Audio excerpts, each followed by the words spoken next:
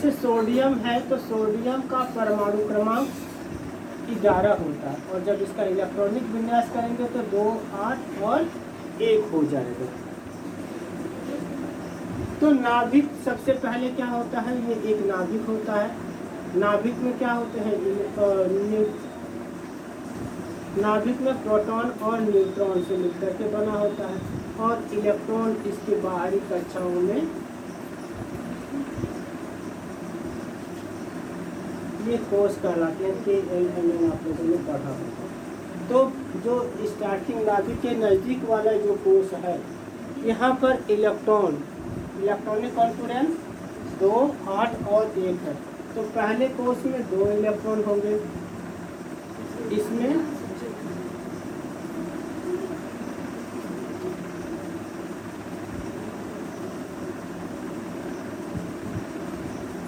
8 electron होते हैं और बाहरी कोष में 1 इलेक्ट्रॉन होगा।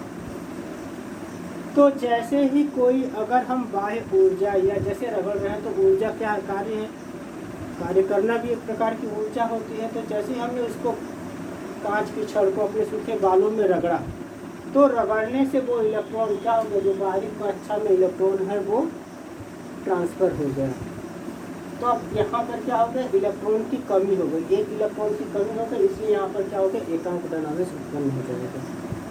इसी प्रकार जो क्लोरीन है तो क्लोरीन का जो परमाणु क्रमांक होता है 17 और इसका इलेक्ट्रॉनिक विन्यास करेंगे तो 2, 8, 7 होता है।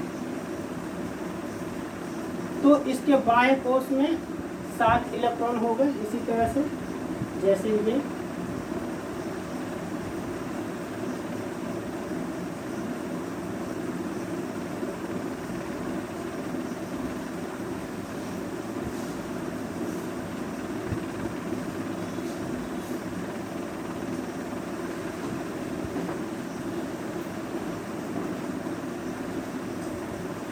और इसमें जो है आपका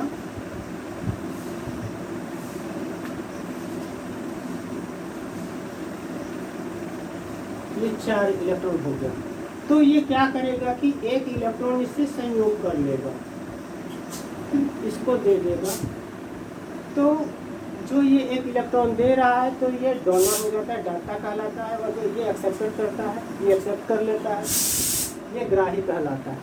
तो इस तरह से ये क्या करता है कि ये 1 इलेक्ट्रॉन लेकर के ऑक्टेट को ये पूरा कर लेता है। तो इस तरह से इलेक्ट्रॉन का क्या हो गया, चालन हो जाता है। और इसी पर जो इलेक्ट्रॉन है, जो बाहरी कक्षा में इलेक्ट्रॉन है, और इसमें क्या हो गया कि आपने देखा कि जो इलेक्ट्रॉन नाभिक के अधिक नज़दीक होते हैं उनमें काफ़ी आकर्षण होता है। तो इस आकर्षण के कारण ये कभी भी संयोग नहीं करते किसी दूसरे परमाणु से, नाभिक से। लेकिन जो बाह्य इलेक्ट्रॉन है वो मुक्त इलेक्ट्रॉन कहलाते हैं। वो जरा सी ऊर्जा के बाद वो अपनी कक्षा को चेंज कर देते हैं, बदल देते हैं। तो जो बाह्य कक्षा को बदल देते हैं वो इलेक्ट्रॉन हमारे क्या कहलाते हैं, मुक्त इलेक्ट्रॉन कहलाते हैं।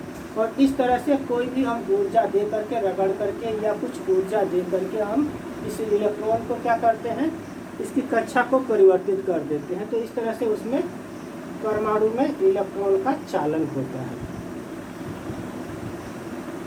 चालन जो है ये सभी ठोस धातुओं में होता है।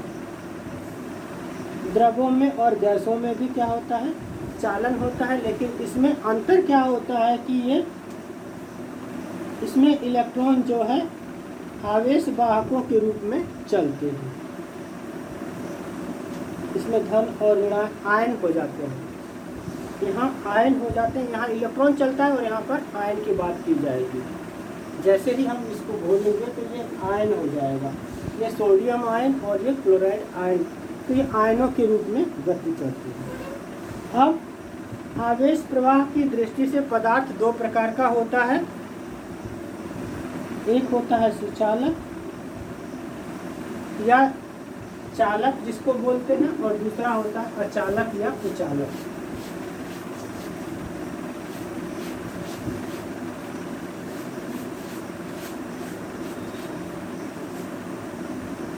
तो इसमें आपने देखा कि पहला जो है चालक होता है।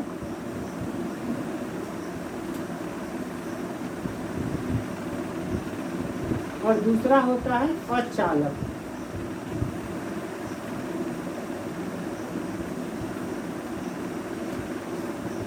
पहले वाले को हम लोग क्या कहते हैं, चालक जो है, इंग्लिश में इसको कंडक्टर कहता है, कंडक्टर कहते हैं। कंडक्टर क्या होता है, वे पदार्थ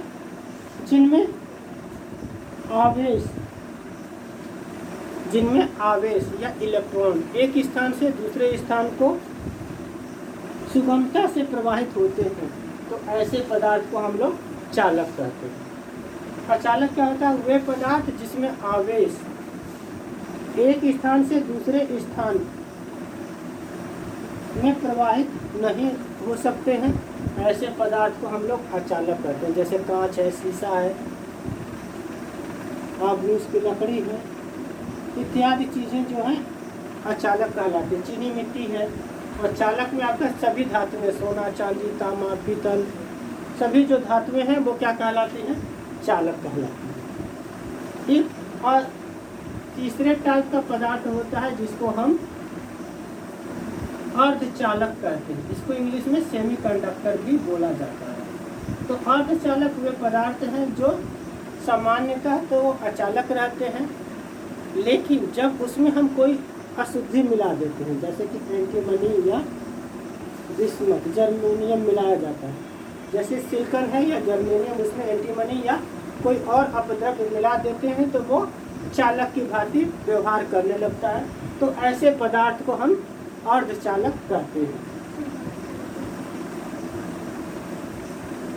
इलेक्ट्रॉन के आधार पर हमने व्याख्या कर ही दिया। इसके बाद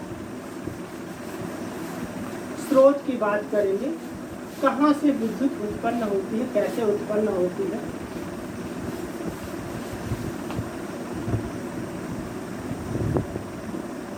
तो ये है वैद्युत ऊर्जा का